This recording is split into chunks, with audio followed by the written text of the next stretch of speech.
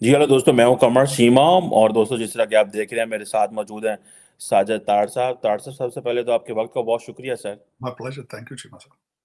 ताड़ साहब, ये बलून जो जिसे कहते हैं ना, कंट्रोवर्सी आ गई है। ये बेसिकली अमेरिकन एयर स्पेस में एक चाइनीज बैलून जो है, जिसको सर्वेलेंस बैलून है, जो कि हाई एल्टीट्यूड पे था।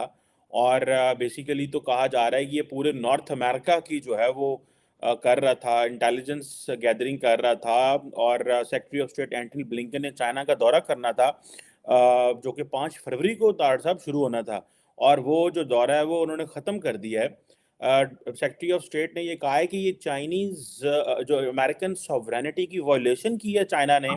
और चाइनीज़ कहते हैं कि हमसे गलती हो गई है। बलून जो है वो, जो जिसको सिविलियन एयरशिप चाइनीज़ कहते हैं, वो फिसल के तो इधर चला गया। आप इसको चाइना अमेरिका ताल्लुकात में कैसे देखते हैं? सेक्रेटरी ऑफ स्टेट जो है, उनका जो दौरा कैंसिल हुआ, उसको कैसे देखते हैं? ये तो एक बड़ी, जिसे कहते हैं ना, जंग का आगाज है।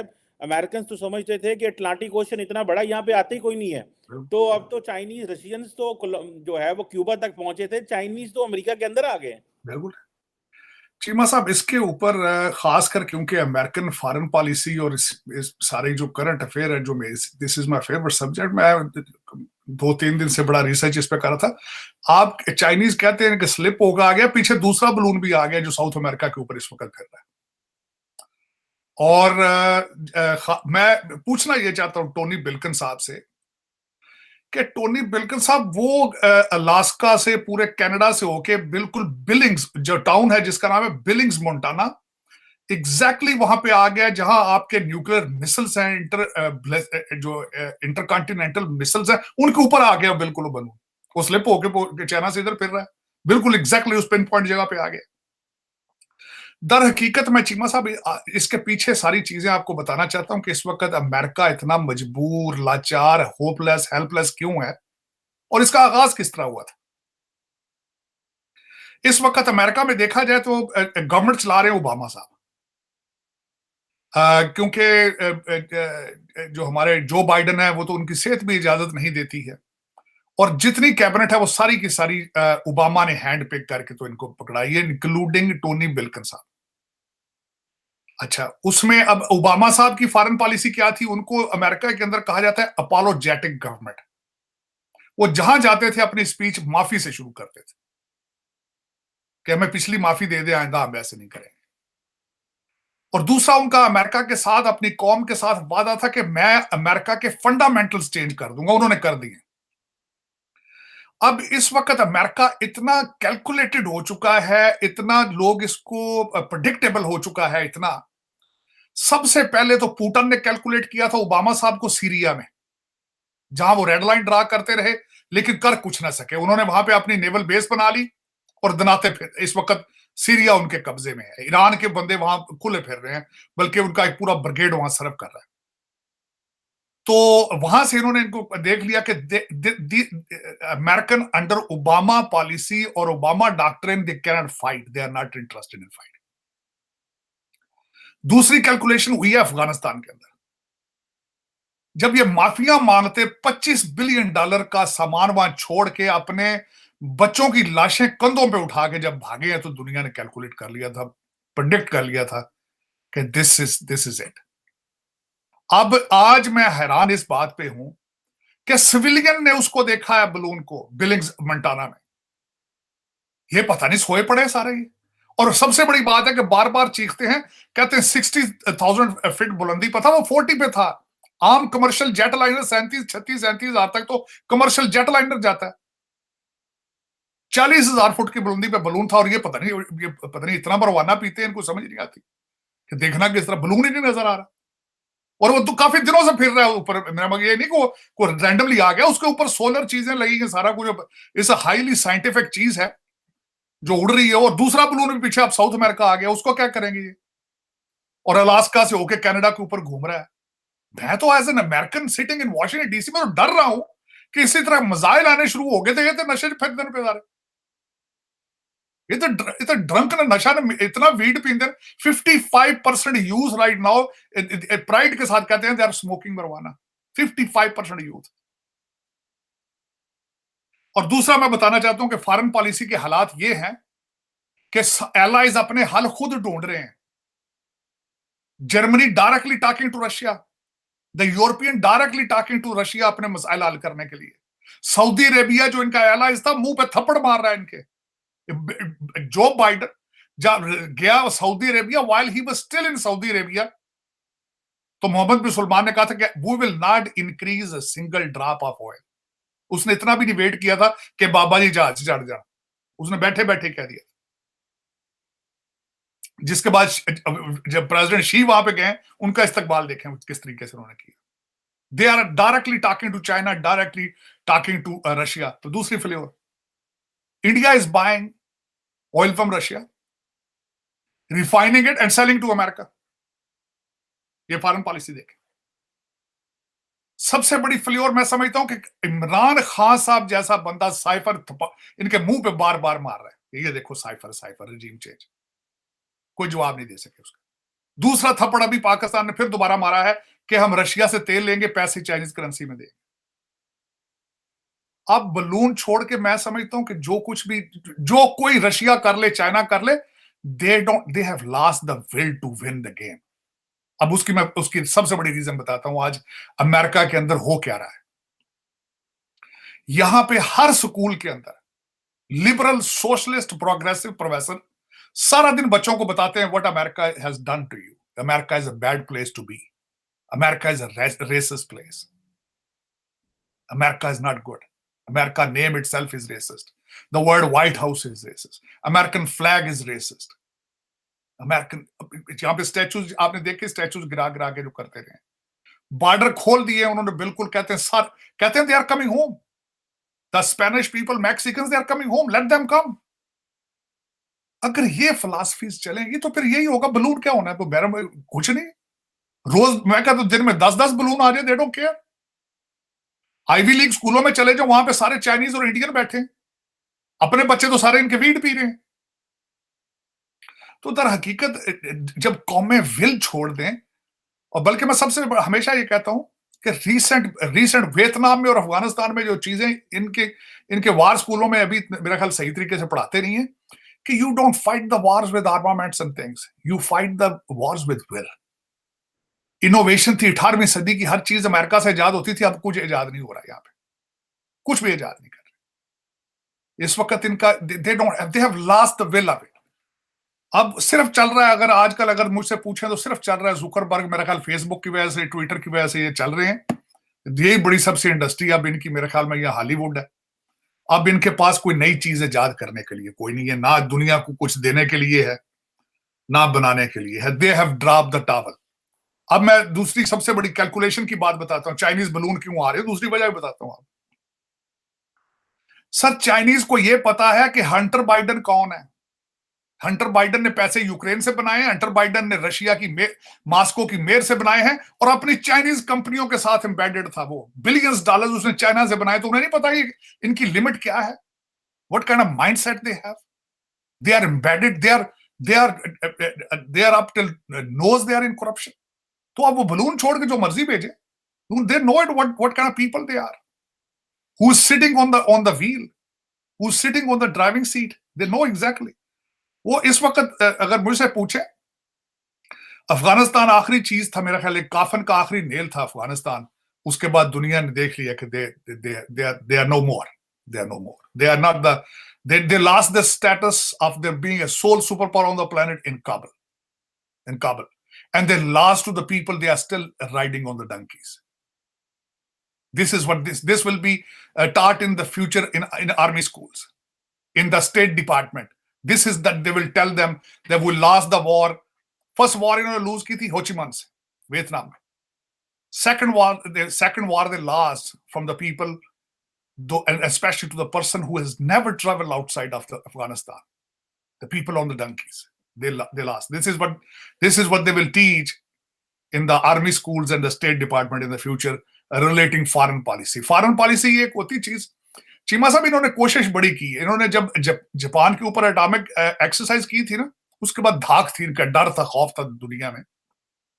वो आहिस्ता आहिस्ता इन्होंने बड़ी कोशिश की, न्यू वर्ल्ड ऑर्डर बनाया जाए, प्रीएम्प्टिव अटैक, पैट्रियाटिक एक्ट, मेरा मकसद है इराक भन दिता है, इधर कुटदा और ये कट, कोशिश इन्होंने की है रिवाइव करने की, but the more they went into the wars, more they disclose themselves, the more they disclose. Now I think, जिस तरह मैंने आपको शायद पहले भी एक दफा अर्ज किया था कि पीपल हैव कैलकुलेटेड एक सुपर पावर को नीचे जाने के लिए, बनने के लिए और नीचे जाने के लिए 250 साल चाहिए होते हैं, 200 साल बनने के लिए, 50 साल नीचे जाने के लिए। How they calculated it? By the British Empire. मेरे ख्याल में now the 250 years mark is coming up for America. The balloon is I think it's a symbol now. और टोनी बिल्किन ने पोस्टपोन किया, आज उसकी मैंने स्पीच सुनी है, सो पैथेटिक। ये कहने के बावजूद कि they are challenging our sovereignty. In the same speech, he said, "We have to keep the dialogue open." The world want to see the China and America. No, let me finish. The world want to see the China to have an open line and dialogue. What dialogue? Kar puch ke aaye to wo dialogue. The balloons are here to dialogue with you. How dare you? तार साहब क्या करना चाहिए फिर इनको? अगर देखिए let's say, और मैं तो पढ़ रहा था फॉरेन पॉलिसी वाले लिख रहे हैं कि अमेरिकन जो हैं ये बलून सर्वेलेंस पे 2020 से काम कर रहे हैं, चाइनीज आगे निकल गए उनसे, तो क्या करना क्या चाहिए अमेरिका को? चीमा साहब ये रशिया के ऊपर भेजते थे, वो नीचे से शट डाउन करते थे बलून इनके। दे शुड हैव शट डाउन। इन्होंने एक्सक्यूज यूज किया कि मोंटाना में नीचे सिविलियन आएंगे, मोंटाना में तो आबादी कोई नहीं है, शट डाउन करते हैं उन बलून्स को नीचे, अपने भेजते, अपने साउथ चाइना सी में रोजाना ये लतीफे बनाते हैं। और पिछले दिनों इन्होंने ताइवान, सारा ड्रामा कर दिया इन्होंने। They are so weak, they don't have any will. ये गेम इज ओवर है चीमा साहब। बलून आना it's not only a challenge to their sovereignty, it's challenge to their technology and their will to fight. आज मुझे याद आ रहा है Napoleon Bonaparte, उसने कहा था इन चाइनीज को सोया रहने दो, इनको ना जगाओ, इनको अफीम ही खाने दो, ये उठ गए उड़ा के रख देंगे। उन्होंने 30 साल में, अंदर 30 years में उन्होंने दुनिया रिकवर कर दी। 30 साल दुनिया इनके सामने आगे खड़े हो गए, जिनकी हिस्ट्री 400 साल, जिनकी हिस्ट्री 400 साल है, 30 साल में वो कवर कर गए। उनको 30 साल और दें। इनके बच्चे, अमेरिकनों के बच्चे ऊबर चलाएंगे शंघाई में, पिज्जा डिलीवर करेंगे वहां, the way they are going. इस तरह नहीं गेमें होती चीमा साहब, गेमें हौसलों से, जंगों से होती है। हौसला, Tony Blinken sound so weak today, so apologetic even that. कहते नहीं जी, आप भी अभी भी कहते हैं हमारी सॉवरेंटी को चैलेंज किया, लेकिन we have to keep the line open for the dialogue. What are you talking about? For your information, the Chinese don't have mercy. In their culture, they don't have any emotions. Get up. They are very ruthless. लेकिन ये फिर वो कहते हैं ना चीमा साहब, जब 55% youth is smoking weed, what you expect? This is what you expect. So आप समझते हैं बेसिकली जो डायरेक्शन के चैलेंजेस हैं। तार साहब एक और बड़ा इंपॉर्टेंट सवाल है, इसी से लिंक करता हूँ और इसके ऊपर दोबारा बात करते हैं, डेट सीलिंग का अमेरिका के अंदर। अमेरिकन कांग्रेस और क्योंकि यहाँ पे सेपरेशन ऑफ पावर है, White House as an executive और कांग्रेस एज ए लेजिस्लेटर, और ये सारा चल रहा है। आप क्या समझते हैं कि ये कहा जा रहा है कि जो डेट सीलिंग है वो इस वक्त करेंटली $31.4 ट्रिलियन पे है, और कहा जा रहा है कि ये कोई आज से 100 साल पहले जो है वो क्रिएट की गई थी, और इसको 100 दफ़ा जो है वो मॉडिफाई भी किया गया है वर्ल्ड वॉर 2 के बाद। आप कैसे देखते हैं? ये कांग्रेस में तो आ गए हैं रिपब्लिकन्स, अब वो केविन मैकार्थी साहब जो हैं हाउस स्पीकर हैं, उनकी मुलाकात भी है। आप कैसे समझते हैं कैसे चीज़ें डेवलप होंगी? ये तो सारा टाइम आपस में लड़ते रहते हैं यहाँ पे, उधर से ये जो चाइनीज़ बैलून की बात आ गई। आप समझ रहे हैं ये जो डिवाइडेड हाउस है within the US, how it is going to affect the American power? देखिए, पावर जिस तरह वीक होती हैं चीजें, मैं इस पे पहले अपना सपोर्टिंग आर्गूमेंट ये दूंगा कि जब सुपर पावर्स नीचे गिरती हैं तो उनको एक्सटर्नल थ्रेट्स नहीं होती, majority of the threats internal होती। और जिस तरीके से इस वक्त हाउस के अंदर हालात चल रहे हैं, आप जो केविन मैकार्थी के बारे में जिस तरीके से आपने देखा था कितनी दफा वोट डाले थे, उसकी रीजन यही थी कि hardliners wanted to have the commitment to go harder against them. उसकी मिसाल भी उन्होंने कर दी है, ये debt ceiling is another example. एलियान उमार को उन्होंने फॉरेन अफेयर कमेटी से निकाल दिया। अब मैं ये बताना ये चाह रहा था कि 1960 से ये 78 टाइम्स इसको यूज किया गया है। 48 टाइम्स डेट सीलिंग इंक्रीज की गई है, 48 times bye Republicans, 29 times bye Democrats. और इसमें होता क्या है कि वो और मैं फंडामेंटल डिफरेंस इन आइडियोलॉजी दोनों पार्टीज की थोड़ा सा बताना चाहूंगा आपके देखने वालों को. Republicans, conservatives, they believe in balancing the budget, smaller government, less expenses. Democrats, they believe in larger government, more spending, social programs and certain things.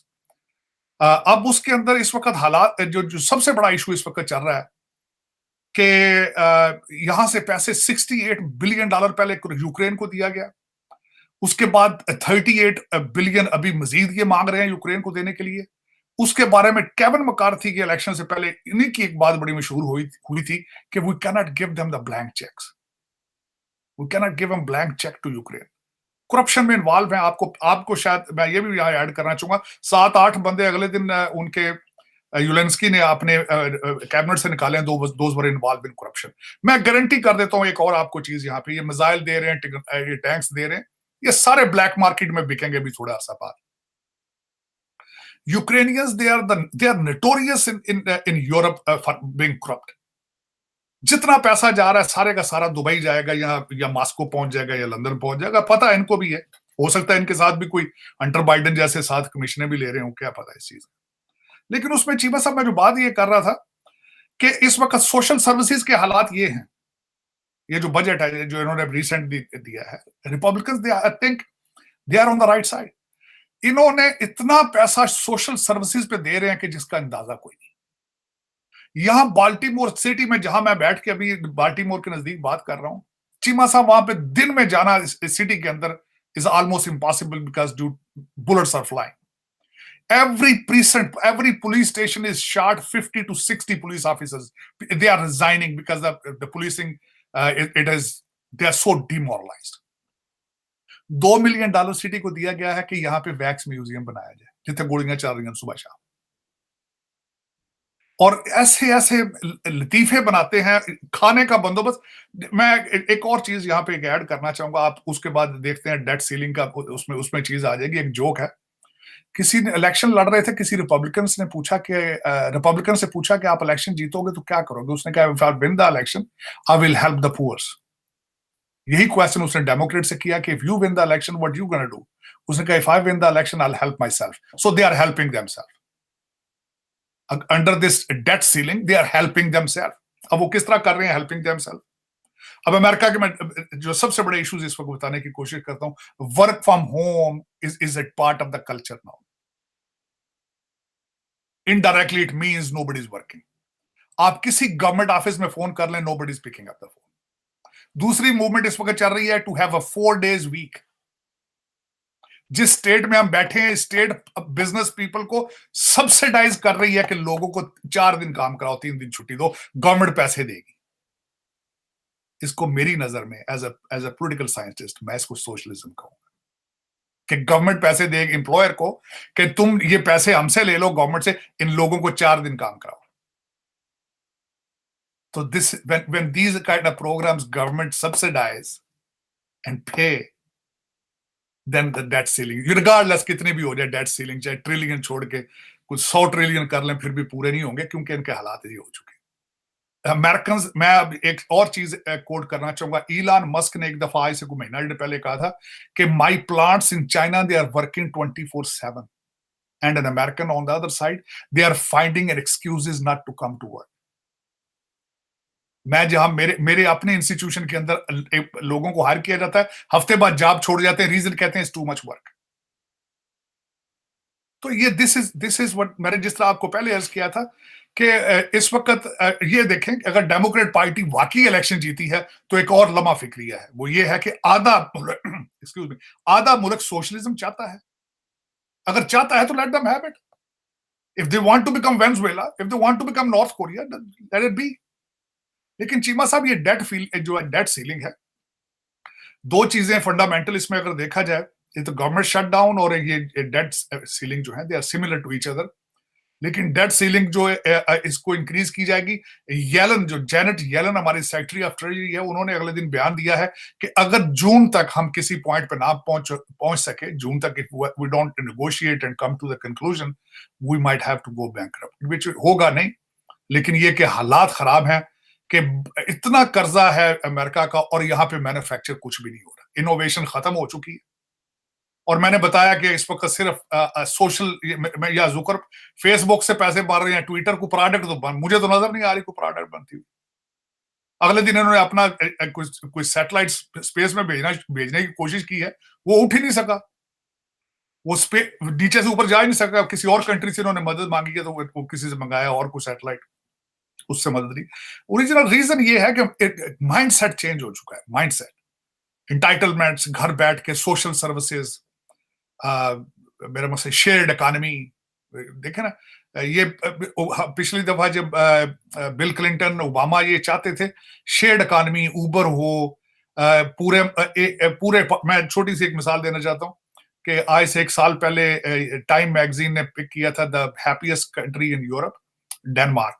और इस वक्त हर बच्चा जो अमेरिका है उसको, अमेरिकन को बताया जाता है कि फ्यूचर इज डेमोक्रेटिक सोशलिज्म। तो डेनमार्क के बारे में जब पढ़ रहा था तो पूरे पूरे एक फ्लोर के ऊपर जहां अपार्टमेंट बनते हैं वहां एक ही किचन होता है। वो सारे जो होते हैं वो जाके बारी बारी पूरे फ्लोर का खाना पकाते हैं। शेयर्ड इकोनॉमी, मेरा भाई, shared economy, shared community, sharing everything, socialism, originally socialism.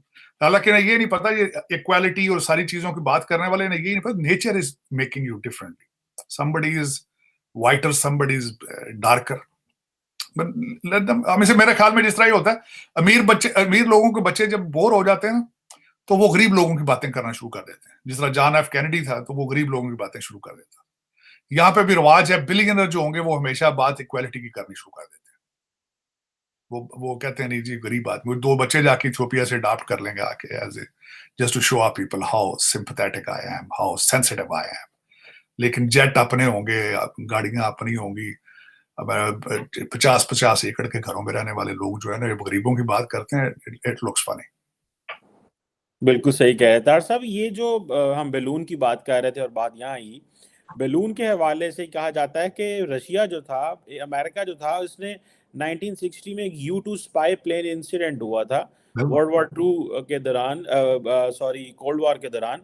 और उसमें रशियंस ने, सोवियत यूनियन उस वक्त अमेरिका का वो जो U-2 स्पाई प्लेन था वो गिरा दिया था, और जो क्या नाम है उसका, पायलट को पकड़ लिया था। एक तो जैसे आपने कहा कि ये गिरा नहीं सकते क्योंकि अमेरिकन ये कहते हैं कि हम भी तो, अमेरिका के बारे में कहा जाता है कि ये भी तो बहुत ज़्यादा साउथ चाइना सी में जाता है, ईस्ट चाइना सी में जाता है, इनकी शिप्स पेट्रोल करती हैं वहाँ पे, और चाइनीज़ बार बार उन्हें कहते रहते हैं क्यों, तुम क्यों हमारी इस एरिया में आए हो। एक बात, और दूसरा ये है कि जो अमेरिकन हैं वो चाहते हैं कि हम चाइनीज़ मूड को समझें वहाँ पे जाके। ये समझा जा रहा है, ब्लिंकन साहब चाहते हैं कि हम वहाँ पे जाएं और समझें कि चाइनीज किस माइंडसेट से बात कर रहे हैं, इसीलिए ये पोस्टपोन किया है। तो आप क्या समझते हैं कि रशियंस ने कैसे एक्ट किया एक अमेरिकन U-2 स्पाई प्लेन को, और चाइनीज भी इनको थ्रेट कर रहे हैं कि भाई आप हमारे इलाके में आते हो, तो यही वजह है कि शायद अमेरिका जो है वो थोड़ा टोन डाउन है, थोड़ा समझें, हम भी तो इनके इलाके में जाते हैं, हम भी तो वहाँ पेट्रोलिंग करते हैं, हम भी तो जापान एंड साउथ कोरिया को सिक्योरिटी एश्योरेंसेस हमने दी हुई हैं, तो और फिर इंडो पैसिफिक है, तो let them do it if we are doing it. Cheema साहब, मेनलैंड अमेरिका और मेनलैंड चाइना में डिफरेंस है। साउथ चाइना सी में जाना एक अलग बात है। अमेरिका जाके चाइना के ऊपर चक्कर लगाए बीजिंग के, तो they should have a different thing. They are here on their nuclear facility, number 1। दूसरा मैं ये बताना चाह रहा था कि इस वक्त American they are getting prepared them at the same time. ये अपने ट्रूप्स को, इन्होंने अगले दिन एक फोर्स का नाम रखा है, उसका नाम रखा है 30, उसका नाम है ओकिनावा, जापान के पास, ताइवान के बिल्कुल करीब अपने फोर्सेस को ये तैयारी करा रहे हैं अमेरिकन। और दूसरा मैं यहाँ पे ये बिल्कुल ना भूलें कि ये अमेरिकन ये कहना कि हम उधर जा रहे हैं तो हम ये उसमें कितने सॉफ्ट हैं। प्रीएम्प्टिव स्ट्राइक्स का क्या था फिलॉसफी? प्रीएम्प्टिव अटैक्स, हमें जहां से खतरे की स्मेल आएगी असं चढ़ जाएंगे होते। वो रिपब्लिकन थे ना, रिपब्लिकन थे, इराक चले गए थे ना, हालांकि बगैर किसी प्रूफ के चले गए थे, कुवैत में चले गए थे सीधे। तो दर हकीकत इस वक्त they have lost the will to do anything.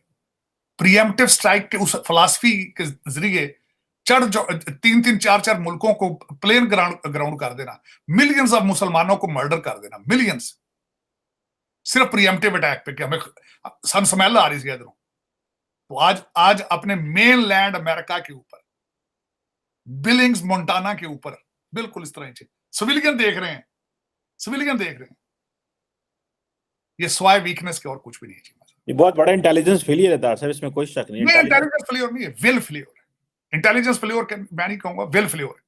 जब नजर आ गया तो ये शूट करते ना नीचे, उसको चैलेंज करते, ये will failure. They have become, they psychologically they are defeated.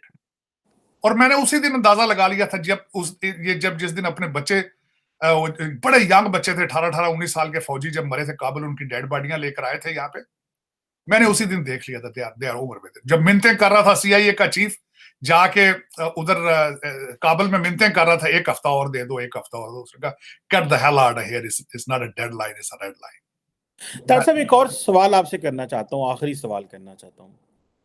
Democrat आते हैं, वो बहुत लीनियंट हो जाते हैं, वो डेड बॉडी एंड चौक के ले आते हैं, दे डोंट अलाउ, वो अलाउ करते हैं चाइनीज बैलून हमारी जमीन पे जो है घूमता रहे, सर्वेलेंस करता रहे न्यूक्लियर साइट्स की। रिपब्लिकन आते हैं, दूसरे तो मुल्क में वड़वड़ मार देने, वो चाइना घुस जाते हैं। उन्होंने, आप तो बात करें ना इसकी जो स्ट्राइक्स करने की, ये जो थी, लेकिन इन्होंने एक कानून भी बनाया था R2P, right to protect, international law में, कि खुद ही जो है वो स्ट्राइक्स कर लेते थे और उसको इंटरनेशनल लॉ की होती थी। क्वेश्चन ये है कि डेमोक्रेट आए तो वो बहुत सॉफ्ट हो जाते हैं, रिपब्लिकन आए, ट्रम्प साहब आपके जो बॉस रहे हैं साबिक, वो बड़े सख्त हो जाते हैं। तो ये बैलेंस क्यों नहीं है? अमेरिका इतना वर्ल्ड सुपर पावर है, इतना कुछ है इसके पास, ये बैलेंस क्यों नहीं है सोसाइटी में, मुआशरे में, कि एक जमात आती है वो कहती है चढ़ दौड़ो, दूसरी कहती है नहीं वापस आ जाओ, अपने जो है वो अपने सब कुछ गवा दो। तो ये बैलेंस क्यों नहीं है फिर? बैलेंस असल में ट्रेजेडी है अमेरिका की। मैं चीमा साहब आज से 35 साल पहले का कंपैरिजन करूंगा। मैं 35 साल पहले अगर मुझसे पूछा जाता तो मैं अक्सर ये कहता था I am Republican on certain issues and I am Democrat on certain issues. उसके बाद मैंने इस कंट्री को देखा कि पोलरिज्म, और इसमें देखा कि डिवाइड होते होते होता ये था कि इस वक्त मिडिल ग्राउंड की कोई रिप्रेजेंटेशन नहीं है। मिडिल ग्राउंड से मुराद ये है कि they should be a places, they should be some people, they should be called conservative Democrats and they should be some people those are called the liberal Republicans. वो लोग कोई नहीं बिल्कुल है इस वक्त। फार राइट है, फार लेफ्ट है, या सोशलिस्ट है तो या फिर एवेंजलिस्ट वोट है। एक साइड पे डिक चेनी हो जाता है, दूसरी साइड पे बराक ओबामा सोशलिस्ट हो जाता है। यही ट्रेजेडी इस वक्त अमेरिका की। कंट्री इज सीरियसली डिवाइडेड, बिल्कुल। और दूसरा सबसे बड़ी बात मैं बताना चाहूंगा, ये डेमोक्रेट जो ना ये समझते नहीं है। अब इसी हिस्ट्री में अगर जाया जाए तो अमेरिका की इस वक्त अमेरिका की तरक्की का सबसे बड़ा रीजन क्या है? Military armament complex, industrial complex. देखे ना, ये गाड़ियां यहां नहीं ढंग की बनती, घड़ियां यहां नहीं बनती, कपड़े यहां नहीं बनते, जूते बनते। बनाते क्या है? F-16 बनाते हैं, F-18 बनाते हैं, B-2 बॉम्बर बनाते हैं, मिसाइल बनाते हैं। तो अगर यही चीज अपना है जी, ये लूज कर देंगे तो फिर सर्वाइव किस तरह करेंगे? देखिए ना, जब आप your bread and butter is nothing but a defense industrial, military industrial complex, and how dare you see the balloon and you just keep laughing on it? अब मुझे ये बताएं, अब छोटी सी बात है, आज बलून खड़ा, दूसरा बलून साउथ अमेरिका आ गया, ताइवानीज आज क्या सोच रहे होंगे? भारत को भी सोचना चाहिए आज कि तुम जिनके कंधों पे चढ़ के लुडियां डाल रहे हो, एक उत्ते बलून खलोते हैं। और जो चाइनीज है वो कहां से आ गया? दूसरा बलून भी आ गया पीछे से। मैं दो चीजें और बताना चाहता हूं। Chinese they have come to Argentina, Chinese they are planning to go militarise the Antarctica. तो ये चीमा साहब, ये असल में दर हकीकत ये है कि इनकी जापान के ऊपर बम मारे हुए बहुत अरसा हो गया, दे have lost the touch of it. उसने बम मारा था तो उसके बाद देखे ना, बोलता कौन था ना इनके सामने। मार्शल प्लान बनाया, जर्मनी चढ़ गया, उधर चढ़ गया, ये कर दिया, नक्शे बना रहे थे दुनिया के ये। अब पाकिस्तान हूं साडा इमरान खान की इंच साइफर करना है, साइफर है। पैसे लै रहे ना, तेल लै रहे रशिया तो पैसे दे रहे मामू जान बीजिंग वाले। अमेरिकन फॉरेन, देखे इंडिया रशिया से तेल लेकर अमेरिका को बेच रहा है और ये एम्बार्गो लगा के बैठे रशिया पे। देखे तार साहब, ये बलून तो फिर हो सकता है पाकिस्तान इंडिया के ऊपर भी घूम रहे हो। ਉੱਥੇ ਤੇ ਕਬੂਤਰਾਂ ਫਿਰਨ ਲੱਗੇ ਨੇ, ਥੱਲੇ ਕਿਹੜਾ ਕਿਸੇ ਨੂੰ ਪਤਾ? ਥੱਲੇ ਰੋਟੀ ਨਹੀਂ ਲੱਭ ਰਹੀ, ਤੁਸੀਂ ਬੰਦੇ ਰੋਟੀ ਨੂੰ ਗਲ ਪੈਂਦੇ ਨੇ, ਤੁਸੀਂ ਬਲੂਨ ਦੀ ਗੱਲ ਕਰਦੇ। ਉੱਥੇ ਸਾਰੀ ਦਿਹਾੜੀ ਡਰੋਨ ਉੱਡਦੇ ਨੇ, ਕਿਹੜਾ ਬੰਦਿਆਂ ਨੂੰ ਹੋਸ਼? ਉੱਥੇ ਫਾਗ ਇੰਨੀ ਜਿਹਦੀ ਹੱਦ ਕੋਈ ਨਹੀਂ, ਉੱਤੇ ਸਮਾਗ ਘਰ ਵਿੱਚ ਆਈ ਹੁੰਦੀ, ਉੱਤੇ ਭਾਵੇਂ ਜਹਾਜ਼ ਉੱਡਦੇ ਰਹਿਣ, ਕਿਹੜਾ ਥੱਲੋਂ ਨਜ਼ਰ ਆਉਂਦੇ। जिस तरह ये काम वही हुआ है जो एक इंडियन मिसाइल पाकिस्तान में फायर हो गया, तो हमारे DGISPR ने कहा हम देख रहे थे आ रहा था, तो हमने फिर देखा वो एंटर हो गया, तो फिर हमने देखा वो हमारी एक जगह पे आ गए, सानों बज गया और फिर हमने देखा इसको, तो ਅਜੇ फिर अब ਸ਼ੁਕਰ वो ਉਹਨਾਂ ਇਹ ਨਹੀਂ कहता ਸੀ कैच ਕਰਨ ਦੀ कोशिश कर रहे सा। वही मैं कह रहा हूँ ना कि मतलब ये अच्छी बात है ना कि ਅਸੀਂ ਵੇਖ ਰਹੇ ਸਾਂ ਆ ਰਹੇ ਸੀ, फिर हमने देखा वो हमारी सरजमीन में एंटर हो गया, फिर वो 300 किलोमीटर आके चीचा वतनी के पास भी हम देख रहे थे उसको, ओनू हमने मारो थल्ले सटो। नहीं कहने लाहौर को गुजरिया, मैं सलाम किया, मैं कहा अस्सलाम ਉਹਨਾਂ ਨੇ ਕਿਹਾ ਉਂਝ ਤੇ ਦਿੱਲੀ ਤੋਂ ਪੈਗਾਮ ਨਹੀਂ ਆਉਂਦਾ, ਇਹੀ ਪੈਗਾਮ ਸਮਝੋ। ਵਾਲੇਕੁਮ। ਸਾਡੇ ਕੋਲ ਤੇ ਭਾਈਏ ਸਾਈਕਲਾਂ ਦੇ ਆਉਂਦੇ ਨੇ, ਉਹ ਵੇਖੋ ਨਾ ਜਿਹੜੇ ਮੋਟਰਸਾਈਕਲ ਤੇ ਆਇਆ ਅੰਦਰੋਂ ਸਾਰੀ ਪੁਲਿਸ ਲਾਈਨ ਮਾਰ ਕੇ ਤਾਂ ਉਹ ਨਿਕਲ ਗਿਆ ਪਿੱਛੇ। ਦੱਸ ਹੈ साढ़े तो नहीं चीमा साहब, हमारे तो ना अपने हाथों से तराशे हुए जो लोग हैं, हमारे तो अपने बच्चे जो ट्रेन किए थे, ये कहते थे बच्चे हैं हमारे, तालिबान हमारे बच्चे, वो बच्चों ने गिरबान पकड़ लिया है। तो चीमा साहब साढ़े तो बच्चे अपने गल पै गए ना, बच्चे गल पै गए। सही बात है, वो हमें तो बैलून्स की जरूरत ही क्यों नहीं, साइकिल मोटरसाइकिल वाले काम करी जा रहे हैं। ਸਾਨੂੰ ਤਾਂ ਗੁਲੇਲਾ ਨਾਲ ਮਾਰ ਦੇਣਾ ਉਹਨਾਂ ਨੇ, ਗੁਲੇਲਾ ਨਾਲ ਮਾਰ ਦੇਣਾ ਉਹਨਾਂ ਨੇ, ਉਹਨਾਂ ਨੂੰ ਤਾਂ ਲੋੜ ਵੀ ਕੋਈ ਨਹੀਂ ਕਹੀ। ਸਾਡੇ ਨਿੱਕੇ ਹੁੰਦੇ ਜਿਵੇਂ ਕਹਿੰਦੇ ਸਾਡੇ ਪੰਜਾਬੀਆਂ ਨੂੰ ਕਹਿੰਦੇ ਓਏ ਅੰਦਰ ਆ ਜਾ ਪਠਾਨ ਮਾਰੇਗਾ, ਕੋਚਾ ਆ ਗਈ, ਅਸੀਂ ਡਰਦੇ ਆ ਪਿਓ ਨੂੰ। बिल्कुल सही कह रहे। Thank you very much Sajid Tarar साहब, sir it's always pleasure talking to you and talking on US foreign policy challenges. बहुत शुक्रिया।